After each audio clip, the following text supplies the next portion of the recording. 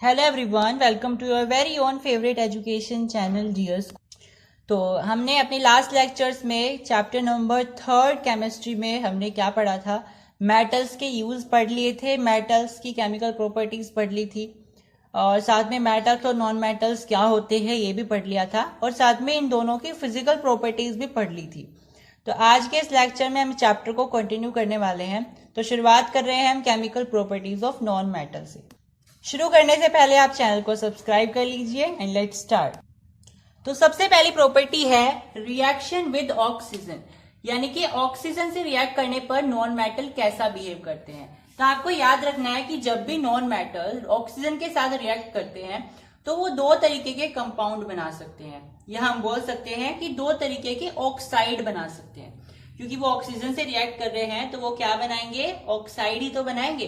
तो ऑक्साइड भी दो तरीके के हो सकते हैं, या तो ऑक्साइड एसिडिक होंगे या फिर ऑक्साइड न्यूट्रल होंगे। यानी कि या तो उनका बिहेवियर एसिडिक होगा या फिर उनका बिहेवियर न्यूट्रल भी हो सकता है। फॉर एग्जाम्पल, अगर आपने कार्बन को रिएक्ट करा ऑक्सीजन से, कार्बन क्या है, एक नॉन मेटल है क्योंकि एक गैस है, सारी गैसेस नॉन मेटल होती हैं। तो कार्बन की जब हमने रिएक्शन कराई ऑक्सीजन से तो हमें क्या मिला, CO2 मिल गया। अब CO2 का जब हमने pH चेक किया तो वो एसिडिक निकला, यानी कि ये एक एसिडिक ऑक्साइड है। लेकिन वहीं अगर मैंने हाइड्रोजन की रिएक्शन कराई ऑक्सीजन से तो मुझे H2O मिला, और हम सब जानते हैं कि H2O ना तो एसिडिक होता है ना बेसिक होता है, ये होता है न्यूट्रल। तो यहाँ पे H2O कैसा निकला, यहाँ पे H2O न्यूट्रल निकला, यानी न्यूट्रल ऑक्साइड है। नेक्स्ट है रिएक्शन विद डिल्यूट एसिड। तो ये खुशी की बात है कि मेटल जो है डिल्यूट एसिड के साथ रिएक्ट करते ही नहीं है। ऐसे ही मेटल्स जो है नॉन मेटल्स जो है वो वाटर के साथ भी रिएक्ट नहीं करते। फोर्थ प्रॉपर्टी है कि ये साल्ट सॉल्यूशन के साथ कैसे रिएक्ट करते हैं। तो सेम वही है जैसे मेटल रिएक्ट करते थे कि जो मोर रिएक्टिव नॉन मेटल है वो लेस रिएक्टिव नॉन मेटल को डिस्प्लेस कर देता है। For example NaBr plus Cl2, तो इसकी रिएक्शन क्या बनी, NaCl एंड Br2, यानी कि जो ब्रोमीन की गैस है वो अलग निकल गई। तो यहाँ पे जो ब्रोमीन है, जो क्लोरीन है, क्लोरीन ने ब्रोमीन को डिस्प्लेस कर दिया, क्योंकि क्लोरीन क्या है, ज्यादा रिएक्टिव है और नॉन मेटल है ना। तो ये ज्यादा रिएक्टिव नॉन मेटल है, और क्लोरीन बहुत ज्यादा इलेक्ट्रोनेगेटिव भी होता है, इलेक्ट्रोनेगेटिव एलिमेंट भी होता है, और electronegative element generally non metals ही होते हैं। तो यहाँ पे NaBrCl2 से रिएक्ट करके हमें NaCl प्लस Br2 बना करके देगा। इसका मतलब है कि ब्रोमीन जो है लेस रिएक्टिव नॉन मेटल है, और क्लोरीन जो है मोर रिएक्टिव नॉन मेटल है। तो बेसिक सी लाइन क्या है कि अगर इसमें क्या होगा साल्ट सोल्यूशन में, कि ज्यादा रिएक्टिव नॉन मेटल कम वाले रिएक्टिव नॉन मेटल को डिस्प्लेस कर देगा। ठीक है, दो और प्रॉपर्टीज है। सबसे पहली प्रॉपर्टी है यहाँ पे, मतलब फिफ्थ प्रॉपर्टी है रिएक्शन विद क्लोरीन, यानी कि जो नॉन मेटल है वो क्लोरीन के साथ रिएक्ट करने पर कैसा बिहेव करता है। अब क्लोरीन भी क्या है भाई, क्लोरीन भी नॉन मेटल है, और हमें रिएक्शन भी किसकी करानी है, क्लोरीन से, नॉन मेटल की ही करानी है। तो आपको मैं अभी बता दूं, हालांकि इस चैप्टर में आगे भी है कि जब भी नॉन मेटल से रिएक्ट करते हैं तो वो कौन सा बॉन्ड बना लेते हैं, कोवेलेंट बॉन्ड बना लेते हैं अपनी वैलेंसी को पूरा करने के लिए। तो यहाँ पे कोवेलेंट बॉन्ड बनेगा, मतलब अपने इलेक्ट्रॉन को वो शेयर कर लेंगे। अभी आपको घबराना नहीं है कि ये क्या है, आगे चैप्टर में है। तो यहाँ पे देखिए H2 हाइड्रोजन और क्लोरीन यानी Cl2 क्या बनाएगा, रिएक्ट करके 2HCl बनाएगा, जो कि एक कोवेलेंट क्लोराइड है। ऐसे ही हाइड्रोजन के साथ होता है, हाइड्रोजन भी क्या है, नॉन मेटल है, और आपको उसे नॉन मेटल से ही रिएक्ट कराना है, मतलब सल्फर से। तो यहाँ पे क्या बनेगा, H2S, यानी कि कोवेलेंट हाइड्राइड बन जाएगा। तो ये भी कोवेलेंट ही है। इसमें होता क्या है, जैसे हाइड्रोजन है उसकी लास्ट शेल में एक इलेक्ट्रॉन होता है, और यहाँ पे देखिए जो क्लोरीन है, क्लोरीन का जो एटॉमिक नंबर होता है वो क्या होता है, 17 होता है। तो इसका इलेक्ट्रॉनिक कन्फिगरेशन करेंगे तो क्या आ जाएगा, 287, यानी कि इसके लास्ट शेल में 7 इलेक्ट्रॉन है। तो 1 2 3 4 5 6 7। अब हाइड्रोजन को एक चाहिए ताकि उसका जो डबलेट है वो पूरा हो जाए। ठीक है, डबलेट पूरा हो जाए, ड्यूप्लेट या डबलेट बोल सकते हो। और क्लोरीन को भी एक चाहिए, क्योंकि उसके पास 7 है, उसे एक चाहिए ताकि वो अपना ऑक्टेट पूरा कर पाए। तो ये क्या करेगा, हाइड्रोजन इसके साथ ऐसे बॉन्ड बनाएगा और ये इसके साथ ऐसे बॉन्ड बनाएगा। तो इन्होंने क्या कर लिया, आपस में एक एक इलेक्ट्रॉन की शेयरिंग कर ली स्टूडेंट्स। अब यहाँ पे देख लेते हैं नॉन मेटल्स के यूजेस क्या क्या हैं। तो सबसे पहला यूज है liquid hydrogen is used as a rocket fuel. जो लिक्विड हाइड्रोजन है उसको आप रॉकेट फ्यूल की तरह इस्तेमाल करते हो। आजकल जो हमारे हाइड्रोजन गैस है उसका एक तरीके का कंपेन निकला है या एक तरीके की पहल निकली है, ग्लिम्स निकला है, जिसमें हाइड्रोजन इकोनॉमी को बढ़ावा दिया जा रहा है। मतलब हाइड्रोजन को एज अ फ्यूल इस्तेमाल किया जा रहा है। तो लिक्विड हाइड्रोजन को इस्तेमाल किया जाता है एज अ फ्यूल। किसमें यूज किया जाता है, रॉकेट में यूज किया जाता है। ठीक है, जो रॉकेट उड़ते हैं ना उनमें बहुत ज्यादा धुआं निकलता है। तो धुआं क्यों निकलता है, क्योंकि वो धुआं उनको ऊपर से एग्जर्ट करता है प्रेशर रॉकेट को, ताकि वो ऊपर की तरफ जाएं, है ना। क्योंकि धुआं क्या करेगा, धुआं नीचे की तरफ फोर्स लगाएगा और न्यूटन के थर्ड लॉ के अनुसार जो अपोजिट फोर्स है वो उसके ऊपर आएगा, तो वो ऊपर की तरफ धकेलता चला जाएगा, स्पेस में चला जाएगा रॉकेट, है ना। तो वो फ्यूल कहाँ से आता है, वो लिक्विड हाइड्रोजन ही तो होती है जो उस फ्यूल की तरह उसमें इस्तेमाल की जाती है। अब due to its inertness nitrogen is used as a preserve food material. इसका मतलब है कि नाइट्रोजन जो एक नॉन मेटल है उसका इस्तेमाल फूड्स को प्रिजर्व करने के लिए किया जाता है। क्यों किया जा रहा है, क्योंकि ये इनर्टनेस होती है इसके अंदर एक प्रॉपर्टी, आगे हम पढ़ेंगे। अभी मैं बता दूं, इनर्टनेस एक ऐसी प्रॉपर्टी होती है जो स्टेबिलिटी को बताती है। मतलब कि ऐसे मेटल्स या ऐसे एलिमेंट जो बहुत ज्यादा रिएक्टिव नहीं होते हैं या कम रिएक्टिव होते हैं, या फिर हम बोल सकते हैं जो रिएक्टिव होते ही नहीं है ना। जैसे नाइट्रोजन है वो बहुत कम कंपाउंड बनाती है, तो वो उसकी इनर्टनेस है। ठीक है, तो ऐसे कंपाउंड जिसके अंदर जो है इनर्टनेस की प्रॉपर्टी होती है उसको हम नोबल गैसेस भी बोलते हैं। हालांकि नाइट्रोजन एक नोबल गैस नहीं है। ठीक है, तो इनर्टनेस का मतलब ये नहीं है कि वो बिल्कुल ही रिएक्ट नहीं करती है, हो सकता है वो थोड़े बहुत कंपाउंड बना रही हो। ठीक है, यानी कि उसके अंदर थोड़ी बहुत रिएक्टिविटी। तो नाइट्रोजन को हम फूड प्रिजर्वेशन में भी इस्तेमाल करते हैं, हमने फर्स्ट चैप्टर में भी देखा था ना। चलिए नेक्स्ट है sulphur is used for manufacturing sulphuric acid. Sulphuric acid के बारे में सब जानते हैं, H2SO4 होता है। ये बहुत इंपॉर्टेंट एसिड होती है क्योंकि हम इससे बहुत सारे कमर्शियल काम करते हैं। जो हमारे बैटरीज होती है ना, बड़ी बड़ी बैटरीज होती हैं, उसमें भी यही एसिड डाली जाती है उसको एक तरीके से उसको वर्क कराने के लिए, उसका मैकेनिज्म कराने के लिए। तो इम्पोर्टेंट एसिड है कमर्शियल यूजेस के लिए ही, और ये सल्फर से ही बनती है। साथ में सल्फर जो है वल्केनाइजेशन ऑफ रबर में भी इस्तेमाल किया जाता है। मतलब कि रबर के वल्केनाइजेशन में भी इसका इस्तेमाल किया जाता है। अब ये वल्केनाइजेशन क्या होता है, वल्केनाइजेशन बेसिकली एक ऐसा प्रोसेस होता है जिसमें हम किसी भी चीज की फिजिकल प्रॉपर्टीज को इम्प्रूव करते हैं। रबर में भी यही है, रबर में हम क्या करते हैं, नेचुरल रबर की फिजिकल प्रॉपर्टीज को और ज्यादा इम्प्रूव करने की कोशिश करते हैं, इम्प्रूव करते हैं। ये बेसिकली एक पूरा का पूरा प्रोसेस होता है जिसमें हम नेचुरल रबर जो होती है उसकी फिजिकल प्रॉपर्टीज को इम्प्रूव कर रहे होते हैं। और ये किसकी मदद से किया जाता है, सल्फर की मदद से। ये बहुत ब्रॉड टॉपिक है हालांकि, लेकिन मैंने आपको जस्ट शॉर्ट में बता दिया वल्केनाइजेशन ऑफ रबर क्या है। ठीक है, तो यहाँ पे एक नोट लिखा है मैंने, नॉन मेटल क्लोराइड या हाइड्राइड्स आर जनरली लिक्विड और गैस। ये आपके एमसीक्यू में पूछा जा सकता है कि जो नॉन मेटल क्लोराइड्स होते हैं, जो हमने अभी डिस्कस किए थे ना कि नॉन मेटल क्लोराइड्स बनते हैं, जो कोवेलेंट क्लोराइड्स होते हैं, साथ में नॉन मेटल हाइड्राइड्स जो बनते हैं, जो कोवेलेंट हाइड्राइड्स होते हैं। अब इनका स्टेट क्या होता है जनरली, मतलब ये किस स्टेट में रहते हैं, सॉलिड में रहते हैं, लिक्विड में रहते हैं या गैस में रहते हैं। तो आपको यहाँ पे इंपॉर्टेंट नोट ध्यान रखना है कि ये जनरली या तो लिक्विड फेस में रहेंगे या फिर गैसियस फेम में रहेंगे।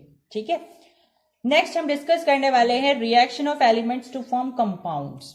अब ये तो हमने देखा कि मेटल्स जो है फलाने के साथ रिएक्ट करके फलानी चीजें बनाती है, जनरली नॉन मेटल्स ये करती है ना।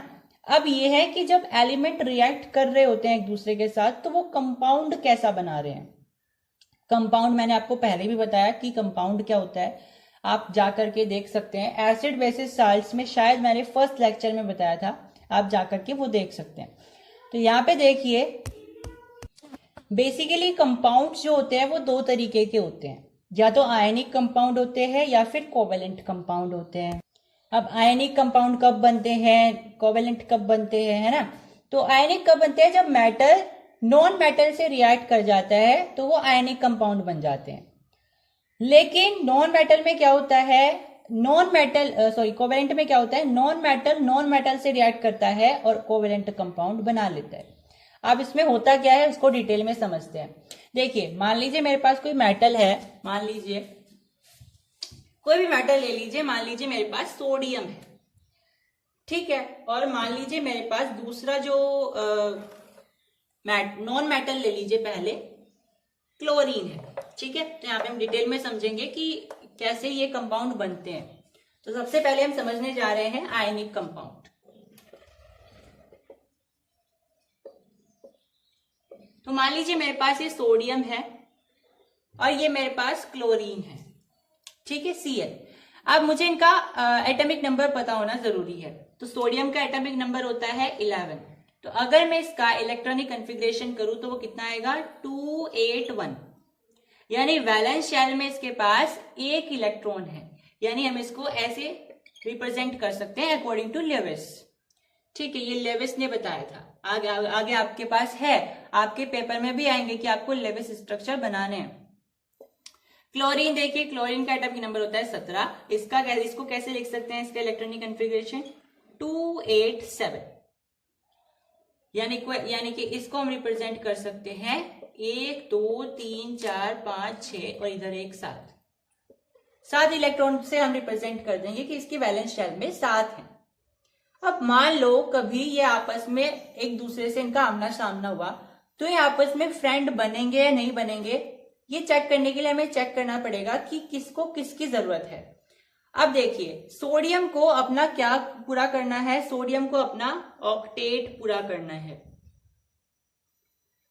और क्लोरीन को भी क्या पूरा करना है, अपना ऑक्टेट पूरा करना है। अब ऑक्टेट पूरा करने के लिए इनको कितने इलेक्ट्रॉन्स की जरूरत है।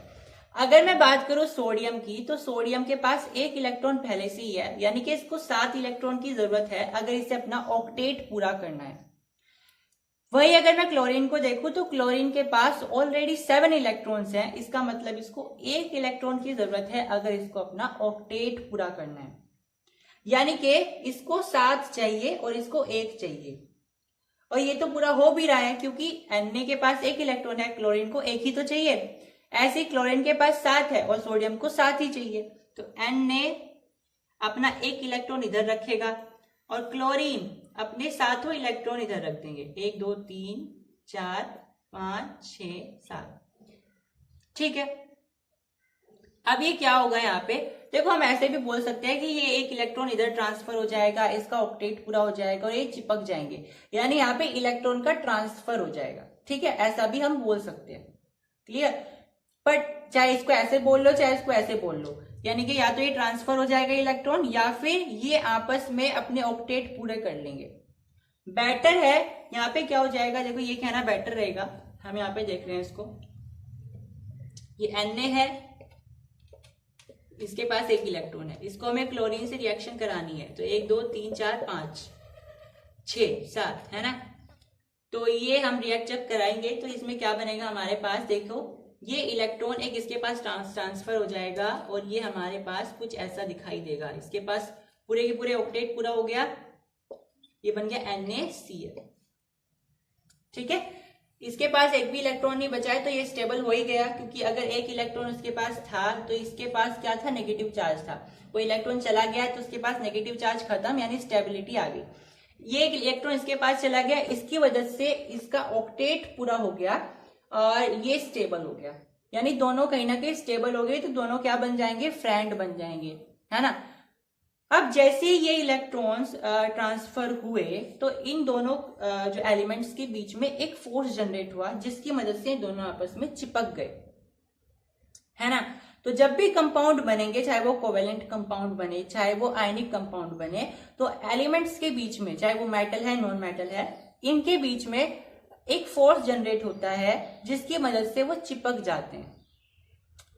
और ये कैसा फोर्स होता है, बेसिकली एक बॉन्ड होता है जिसे हम केमिकल बॉन्ड बोलते हैं। अगर हम फोर्स की बात करें तो वो इलेक्ट्रोस्टैटिक फोर्स होता है हालांकि, लेकिन इनके बीच में एक बॉन्ड पैदा हो जाता है जिसकी मदद से वो आपस में चिपके रहते हैं, एक कंपाउंड की फॉर्म में रहते हैं, तो इसको हम केमिकल बॉन्ड बोलते हैं। तो केमिकल बॉन्ड क्या होता है, एक ऐसा बॉन्ड होता है बेसिकली जो दो एलिमेंट के बीच में होता है जिससे वो आपस में चिपके रहते हैं। इसको हम आगे डिस्कस करेंगे। हालांकि अब देख लेते हैं कोवेलेंट कंपाउंड कैसे बनता है। देखिए, कोवेलेंट कंपाउंड के लिए मुझे क्या चाहिए, जैसा कि मैंने आपको बताया था, हमें नॉन मेटल ही चाहिए दोनों, एक नॉन मेटल और एक और नॉन मेटल। तो हम एग्जांपल से समझते हैं। मान लीजिए मेरे पास यहाँ पे है हाइड्रोजन और यहाँ पे है क्लोरीन। हाइड्रोजन का एटॉमिक नंबर क्या होता है? 1 ही होता है, यानी कि इसके वैलेंस शेल में भी एक ही इलेक्ट्रॉन हो जाएगा, यानी कि ये हो गया एक, है ना।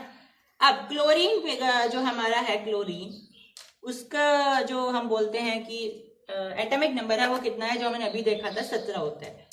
तो अगर मैं इसका इलेक्ट्रॉनिक कॉन्फ़िगरेशन करूं तो वैसा दिखाई देगा, यानी हम इसको ऐसे रिप्रेजेंट कर सकते हैं 1 2 3 4 5 6 और एक 7, ऐसे रिप्रेजेंट कर सकते हैं। तो अगर ये आपस में मिल जाए, कभी आमने सामने आ जाए, तो ये कैसे बॉन्ड बनाएंगे? ये इसका एक इधर है प्लस, यहाँ पे क्या हो जाएगा फिर 1 2 3 4 5 6 और एक ये 7, तो इसका डबलेट पूरा हो जाएगा, यहाँ से डुप्लेट, और इसका ऑक्टेट पूरा हो जाएगा। ये शेयरिंग हो गई। अब ये एक इलेक्ट्रॉन की शेयरिंग हो गई, तो ये हमारा कोवेलेंट कंपाउंड बन गया। शेयरिंग का मतलब है इस इलेक्ट्रॉन का इसने भी फायदा उठाया और इसका इसने भी फायदा उठाया। हमेशा जब भी कोवेलेंट कंपाउंड बनेंगे तो शेयरिंग होगी, लेकिन आयनिक कंपाउंड में शेयरिंग नहीं होती है, ट्रांसफर होता है। यानी Na ने अपना इलेक्ट्रॉन क्लोरीन को दे दिया था पूरा का पूरा, तो उसमें ट्रांसफर हुआ, लेकिन इसमें क्या हुआ, इसमें शेयरिंग हो गई इलेक्ट्रॉन्स की, राइट। अब यहाँ तो इन्होंने एक एक का जो है बॉन्ड बनाया, ठीक है। ये क्या है, आपका केमिकल बॉन्ड है। ये क्या है, ये सिंगल बॉन्ड है, लेकिन ऐसे ही आपके डबल बॉन्ड भी हो सकते हैं, ट्रिपल बॉन्ड भी हो सकते हैं, ठीक है। तो हम आगे वही सब पढ़ेंगे कि ट्रिपल बॉन्ड कौन कौन से कंपाउंड में होते हैं, कैसे फॉर्म होते हैं। ये सारी चीजें हम लेविस स्ट्रक्चर में देखेंगे जब हम बनाना सीखेंगे, ठीक है। अब हम पढ़ने वाले हैं इनर्टनेस ऑफ एलिमेंट्स के बारे में, ठीक है। अब देखो, मैंने आपको अभी बताया था कि आपका जो हाइड्रोजन है उसको अपना ड्यूप्लेट पूरा करना है, सोडियम को अपना ऑक्टेट पूरा करना है ना। तो ये मैंने कैसे बताया कि उसे अपना जो है ड्यूप्लेट ही पूरा करना है, उसे अपना ऑक्टेट ही पूरा करना है ना। तो ये हम पहचानते हैं इनर्टनेस से। बेसिकली इनर्टनेस का मतलब होता है ऐसे, इनर्टनेस ऑफ एलिमेंट्स का मतलब है कि ऐसे एलिमेंट जो बहुत कम रिएक्टिव होते हैं, जो रिएक्टिव होते ही नहीं है, ऐसा भी बोल सकते हो, ठीक है। अब आपके पास ऐसी 6 गैसेस हैं जो इनर्ट होती हैं, ठीक है। हीलियम, नियोन, आर्गन, क्रिप्टन, एक्सनन और रेडोन, ठीक है। अब इनको याद करने की ट्रिक भी है मेरे पास। यहाँ पे हम लिख सकते हैं हीना, नेहा और करीना का एक्सरे रंगीन। तो हीना, नेहा और करीना का एक्सरे रंगीन, इसको आप ऐसे ट्रिक से भी याद रख सकते हो।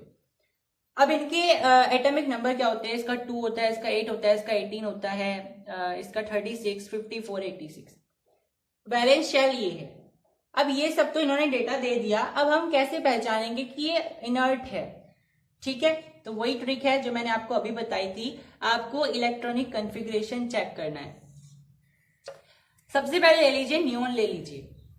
नियोन के पास जो एटॉमिक नंबर है वो 10 है, तो इसका इलेक्ट्रॉनिक कॉन्फ़िगरेशन करेंगे तो कितना आएगा 2,8, यानी कि लास्ट शेल जो है इसकी उसमें 8 इलेक्ट्रॉन है, यानी कि इसमें किसी भी इलेक्ट्रॉन की जरूरत है ही नहीं, क्योंकि इसका तो ऑक्टेट पूरा है पहले से ही, यानी स्टेबल है ये।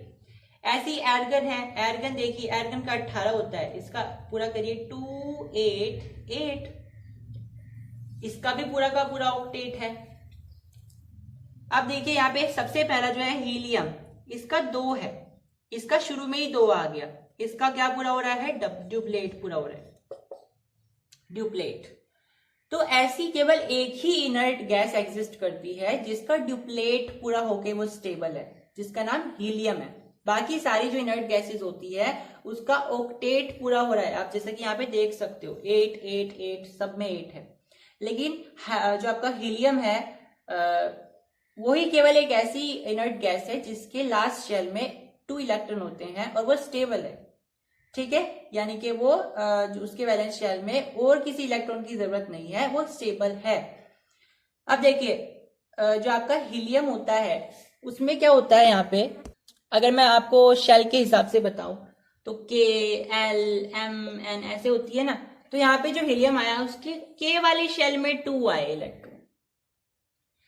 यानी आपको ये याद रखना है यहां से कि 2 अगर इलेक्ट्रॉन बाहर हैं तो हम उसको स्टेबल माने या ना माने, तो आपको चेक करना पड़ेगा कि वो शेल कौन सी है।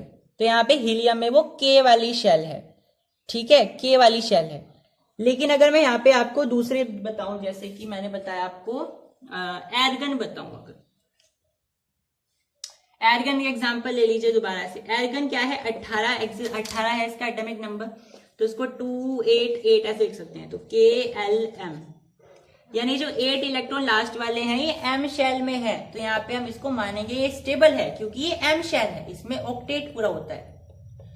केवल डुप्लेट की जो पूरे करने की रिक्वायरमेंट होती है वो केवल और केवल K शेल में होती है। बाकी सारे जो है LMNOP जितने भी आपके बनेंगे आगे शेल्स, उन सब में आपका केवल और केवल ऑक्टेट पूरा होने की रिक्वायरमेंट होती है। अब मैंने बताया था आपको कि सोडियम अपना ऑक्टेट ही पूरा करेगा और जो आपका हम बोलते हैं जो हाइड्रोजन है वो डिप्लेट ही पूरा करेगा। तो हम ऐसा इसलिए बोल पाते हैं क्योंकि उनके नजदीक वाला जो इनर्ट गैस है उसका जो है इनर्टनेस कैसे आ रही है उसको चेक करते हुए बताते हैं। जैसे कि आपका हाइड्रोजन है, हाइड्रोजन के बाद क्या आता है, हाइड्रोजन, हीलियम, फिर लिथियम, यही आता है। तो इनका इलेक्ट्रॉनिक कन्फिग्रेशन कैसा होगा या इनका स्टेबल होने की टेंडेंसी कैसी होगी। भाई हाइड्रोजन के पास एक इलेक्ट्रॉन है, चाहता तो एक इलेक्ट्रॉन को आपस में दे देता तो फिर ये एग्जिस्ट ही ना करता, है ना। तो इसे क्या करना पड़ेगा, एक इलेक्ट्रॉन लेना पड़ेगा। अब वो एक ही क्यों ले रहा है, 7 भी तो ले सकता था, अपना ऑक्टेट पूरा कर सकता था। लेकिन नहीं, ये इसलिए करेगा क्योंकि इसके पास वाला जो नोबल गैस है, इनर्ट गैस है या जीरो गैस है, वो उसी की टेंडेंसी पर चलेगा, उसके जैसा ही बिहेव करेगा। जैसे ये हीलियम होता है, इसका भी क्या होता है, ड्यूप्लेट पूरा होता है, तो ये भी अपना ड्यूप्लेट पूरा करेगा। लिथियम 3 नंबर पे आता है। अब 3 नंबर पे आएगा तो ये अपना एक इलेक्ट्रॉन दे देगा ताकि ये अपना ड्यूप्लेट पूरा करे। अभी इलेक्ट्रॉन लेगा नहीं, ये इलेक्ट्रॉन दे देगा। जैसे हीलियम का आप देख सकते हैं 2-1, तो एक इलेक्ट्रॉन को बाहर भेज देगा। अब इसके पास 2 ही रह जाएंगे तो इसका ड्यूप्लेट पूरा हो जाएगा, इसलिए इसके पास नेगेटिव चार्ज आता है, राइट। तो ऐसे आप देखते हो। जैसे मैंने सोडियम बताया था, सोडियम के पास क्या होता है, एक इलेक्ट्रॉन होते हैं। हो सकता था कि ये ड्यूप्लेट पूरा कर ले, लेकिन ये करेगा नहीं क्योंकि उससे पहले क्या आया है, नियोन आया है, उसके बाद क्या आया है, आर्गन आया है 18 नंबर पे। तो दोनों तरफ उसके नजदीक कौन सा है, नियोन ही है, चाहे ये भी ले लो। दोनों तरफ से उसे ऑक्टेट ही पूरा करना है, ठीक है। तो Na का Ne से जो है नियरेस्ट जो है इसका बन रहा है। तो इसका क्या कैसे होता है भाई, 2-8, यानी कि बाहर 8 है तो यहाँ पे भी इसे 8 इलेक्ट्रॉन पूरे करने पड़ेंगे अपना ऑक्टेट पूरा करने के लिए। हम आपको आने वाली वीडियोस में बताएंगे कि कौन से एलिमेंट का किससे नियरेस्ट, कौन सी गैस से नियरेस्ट इनर्टनेस होती है। जैसे सोडियम का Ne से है, हाइड्रोजन का हीलियम से है, लिथियम का हीलियम से है ना, इस तरीके से। तो कौन सी गैस का कौन से एलिमेंट का कौन सी गैस से इनर्टनेस स्टेबिलिटी होती है। और जब भी हम ये बोल रहे होते हैं कि कोई एलिमेंट स्टेबल हो गया है तो इसका मतलब ये है कि उसने ऐसा बिहेव कर लिया है जैसे वो जो है किसी इनर्ट गैस की तरह बन गया है, जो उसके नियर में आती है, जो उसके नियरेस्ट हो, यानी उसके जैसा बिहेव उसने शो करना शुरू कर दिया है, तब हम मानते हैं वो स्टेबल हो गया।